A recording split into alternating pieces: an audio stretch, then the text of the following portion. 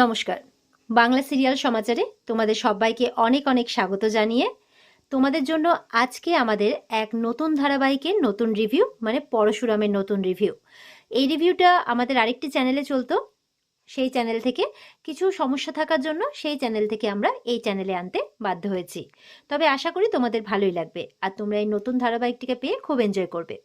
তো পরশুরামের আজকের পর্বের রিভিউতে নন্দিনী তো তার বোনদেরকে বলছে খিচুড়ি কালচার শিখেছে তারা।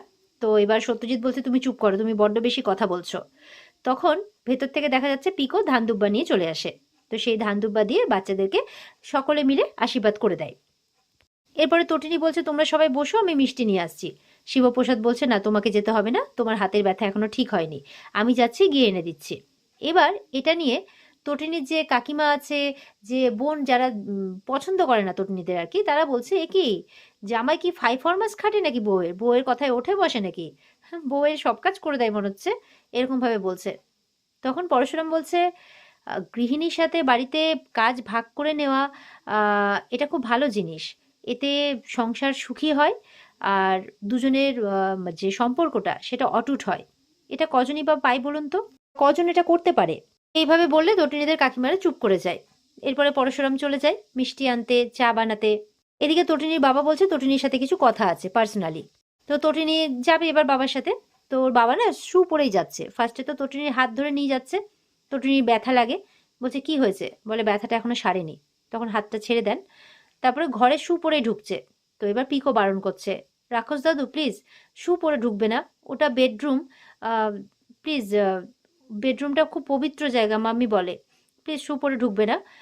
তখন আয়ুষী বলছে বাবা, এটা আবার ঘর নাকি, এটা তো একটা গোডাউন, এতটুকু একটা ফ্ল্যাট, নোংরা, ছি, এতে আবার শু খোলার কি আছে, তাই বলছে।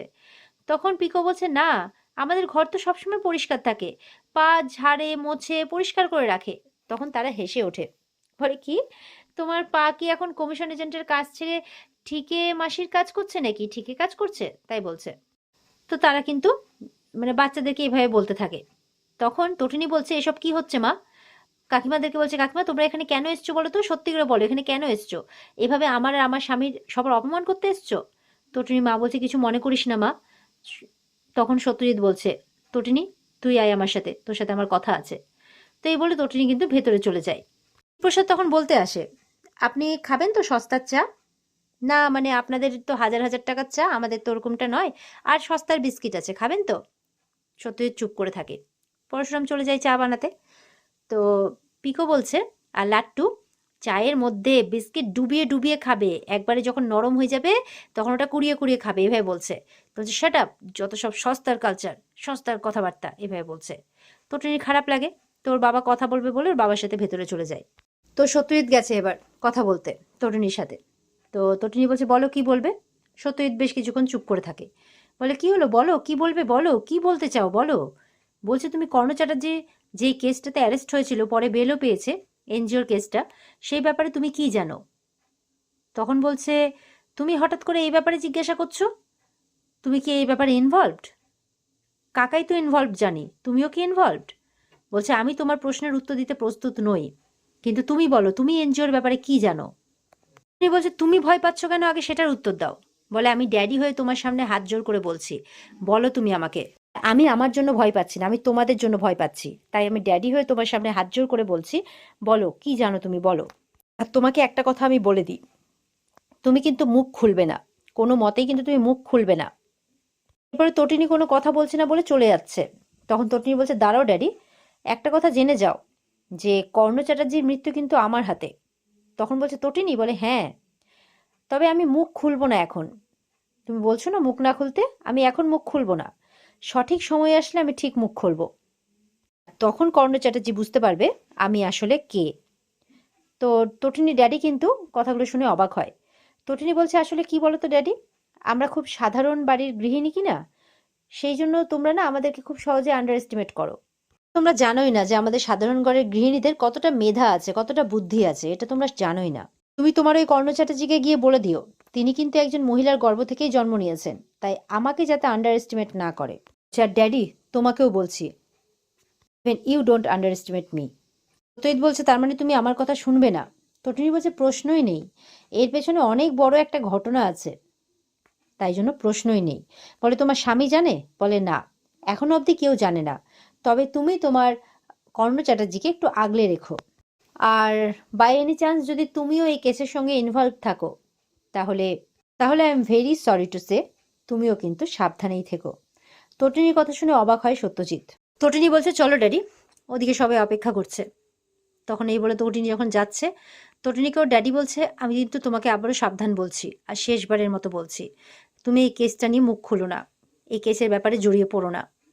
হাজার হলো তুমি তো আমার মেয়ে, আমি তোমার ক্ষতি চাইবো না। অলরেডি একবার তুমি গুলিবিদ্ধ হয়ে গেছো। তটিনী বলছে মরবো না, চিন্তা করো না, ওই কর্ণ চ্যাটার্জি আমার সাথে যে অন্যায় করেছে, তারপরে আমি ওকে না মেরে তো মরবো না, তাই বলছে। পরে তটিনী বেরোবে কি পরশুরাম চা নিয়ে আসে, বলছে যে কি ব্যাপার আপনারা এখানে? তটিনী বলছে না, একটু পারিবারিক ব্যাপারে কথা ছিল। সত্যজিৎ বলছে হ্যাঁ, একটু ওই সম্পত্তি নিয়ে কথাবার্তা চলছিল। বলে ও আচ্ছা। তটিনী বলছে সবাইকে চা দিয়েছো? বলে হ্যাঁ দিয়েছি। তো বলে এই নিন সস্তার চা, তবে চিন্তা করবেন না, এর মধ্যে আবেগ আছে, ইমোশনস আছে, আশা করি আপনাদের দামি চায়ের থেকে ভালোই লাগবে খেতে, প্লিজ নিন, আর সাথে সস্তার বিস্কুট। তো তটিনী বলছে ঠিক আছে আমি যাই, তোমরা এসো।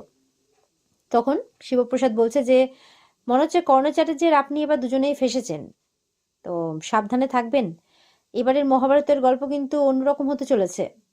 আর এবার এই গল্পে কিন্তু পরশুরামও পার্টিসিপেট করবে, বিষ্ণু ষষ্ঠ অবতার, তাই সাবধানে থাকবেন। এই বলে চলে যায়। আর সত্যজিৎ কি করে, রাগের মাথায় চাটাকে কিন্তু মাটির মধ্যে ফেলে দেয়। বলছে সস্তার চা, সস্তার মেন্টালিটি, সস্তার লোক, আই হেট এই সস্তার লোক, তাই বলছে। এরপরে কর্ণ চ্যাটার্জি বলছে সত্যজিৎকে, মানে চলে গেছে বাড়ি থেকে সব খাওয়া দাওয়া করে, এবার সত্যজিৎ কর্ণের বাড়ি গেছে। কর্ণ বলছে আপনার মেয়ে কি বললো এই কেসটার ব্যাপারে? সত্যজিৎ বলছে আমার মেয়ের সাথে এই কেসের ব্যাপারে আপনার সমস্যাটা কোথায় বলুন তো। তখন বলছে ওই সব ফালতু কথা ছাড়ুন, বলুন যে এই কেসটার ব্যাপারে তটিনী কি কি জানে, আর ওকে নিজেকে এই কেস থেকে গুটিয়ে নেবে নাকি নিজের সর্বনাশ ডেকে আনবে, কোনটা? সত্যজিৎ বলছে কিসের বিপদ বলুন তো। কর্ণ বলছে এটা কোনো বাচ্চার কিডন্যাপিং এর কেস নয়, বা কোনো বাচ্চারও কেস নয়, ও যদি এই কেসে হাত দেয় তাহলে কিন্তু নিজের জীবনে নিজে আগুন লাগিয়ে ফেলবে। আপনি বুঝতে পারছেন না, আপনি জানেন না নাকি যে কি কি কি হতে পারে, কারা কারা যুক্ত আছে, কত বড় র্যাকেট এটা? সত্যজিৎ বলছে হ্যাঁ জানি, আমি সবটাই জানি, কিন্তু এটা জানি না যে আপনার সাথে আমার মেয়ের সমস্যাটা ঠিক কোথায়। আচ্ছা আপনি কি প্রশ্ন করে যাচ্ছেন তখন থেকে আমাকে, আমি যেটা বলছি সেটা উত্তর দিন না, ও থামবে কি থামবে না? সত্যজিৎ মুখার্জি বলছে না থামবে না, কারণ আপনার সাথে ওর একটা কিছু, নিশ্চয়ই কিছু একটা বোঝাপড়া বাকি আছে, একটা প্রবলেম আছে, কিন্তু সেটা যে ঠিক কি আমি কোনোদিনও বুঝতে পারিনি, অবশ্য বুঝতে চাইও নি কোনোদিনও, কারণ বাবা হিসেবে কখনো কোনো কর্তব্য আমি পালনই করিনি। বাট কর্ণ বলছে থাক, বলছে বাবা হিসেবে আমি কর্তব্য পালন করতে চলেছি, উচ্চ আদালতে অ্যাপিল করেছি, আমি আমার ছেলেকে বাইরে নিয়ে আসবই। আমি কিন্তু ছেলেকে বাইরে আনতে পারবো, এটা আমি ধারণা করতে পারছি। সেদিন সেলিব্রেশন হবে, আমি কিন্তু আনন্দের মুডে থাকবো, আর শয়ে শয়ে লোককে নেমন্তন্ন করব, প্রেস মিডিয়া সবাই আসবে। সেদিন কিন্তু তটিনী গাঙ্গুলিকে আমি এই বাড়িতে দেখতে চাই না, কারণ আমার ধারণা ও নিশ্চিত কিছু একটা ঘটাবে। সত্যজিৎ কিন্তু বেশ অবাক হয়ে কর্ণের কথা শুনছে, কিন্তু বুঝতে কিছুই পারছে না। আর এখানে আজকের পর্ব শেষ হয়ে যায়। তো এই ছিল আজকের পর্বের রিভিউ। ভালো লেগে থাকলে পর্বকে লাইক কমেন্ট করে জানাতে ভুলবে না, আর আমাদের সাথে জুড়তে চ্যানেলকে সাবস্ক্রাইব করতে ভুলবে না। দেখা হচ্ছে তোমাদের সাথে আগামীকালকে, সবাই খুব ভালো থাকবে। আজকের মতো পর্ব এই পর্যন্তই, টাটা।